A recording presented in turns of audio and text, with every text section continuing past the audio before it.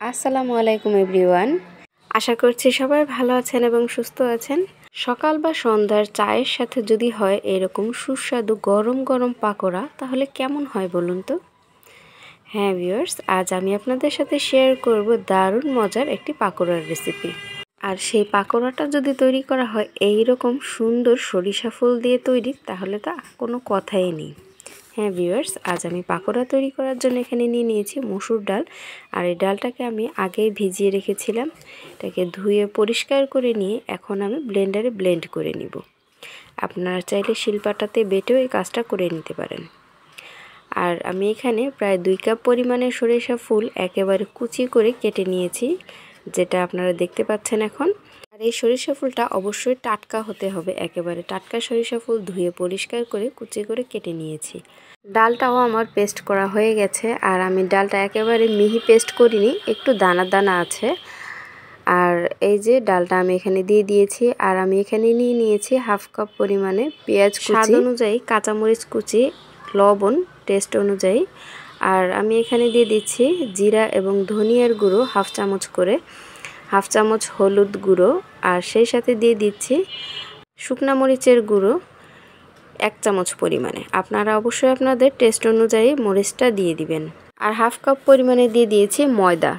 আপনারা চাইলে এখানে চালের গুঁড়ো ব্যবহার করতে পারেন। আসলে ময়দা বা চালের গুঁড়ো দিলে এই বড়াটা খেতে অনেক টেস্ট হয় আর অনেক মুচমুচে হয়। পাকোড়ার সবগুলো উপকরণ একেবারে ভালো করে মিশিয়ে নিতে হবে। তারপর এখানে আমি একটি কড়াইতে তেল গরম করে নিচ্ছি। আর পছন্দ অনুযায়ী সাইজে এই বড়াগুলো ভেজে নিচ্ছি। আপনারা অবশ্যই আপনাদের পছন্দ অনুযায়ী এটা ভাজবেন। তবে খুব বেশি বড় করবেন না, একটু বড় করলে এটা হতে একটু সময় লাগবে। আমি মিডিয়াম সাইজে এটাকে ভেজে নিচ্ছি। আর এই পর্যায়ে চুলার আঁচটা মিডিয়াম টু লোতে রাখতে হবে। চুলার আঁচটা বেশি হলে এই বড়াটা উপর দিয়ে পুড়ে যাবে আর ভেতরে কাঁচা থাকবে। এই কারণে চুলার আঁচটা মিডিয়াম রেখেই আমাদেরকে বড়াগুলো ভেজে নিতে হবে। সরিষা ফুলের এই পাকোড়াটা এতটা টেস্ট হয়, আপনারা অতিথি আপ্যায়নে বা যে কোনো সময় সকালে বা বিকালের নাস্তাতে খেতে পারেন। টেস্টের পাশাপাশি এই পাকোড়ার মধ্যে একটি ঔষধি গুণও আছে। সরিষা সাধারণত সর্দির জন্য খুব ভালো কাজ করে।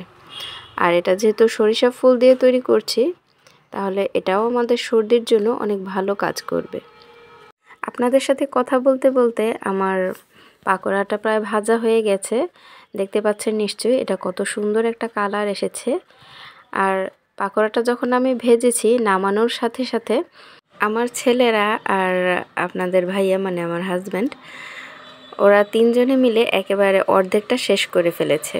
তাই সবগুলো আপনাদের সাথে শেয়ার করতে পারিনি। এখানে আমি যতটুকু শেয়ার করেছি সেটা অর্ধেক পরিমাণে।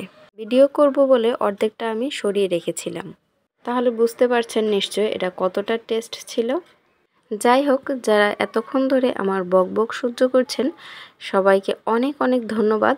আর যারা আমার চ্যানেলটি এখনও সাবস্ক্রাইব করেননি, সবাইকে অনুরোধ করব আমার চ্যানেলটি সাবস্ক্রাইব করার জন্য, আর অবশ্যই একটি লাইক দিয়ে দিবেন। আর যারা ফেসবুক পেজ থেকে আমার ভিডিওটি দেখছেন সবাইকে অনেক অনেক শুভেচ্ছা। আর অনুরোধ করব অবশ্যই আমার পেজটিতে একটি ফলো দিয়ে দিবেন। আর ভিডিওটি কেমন হলো সেটা জানিয়ে কমেন্টস করবেন। সবাই ভালো থাকুন, সুস্থ থাকুন। দেখা হবে অন্য কোনো দিন নতুন কোনো ভিডিও নিয়ে। আল্লাহ হাফেজ।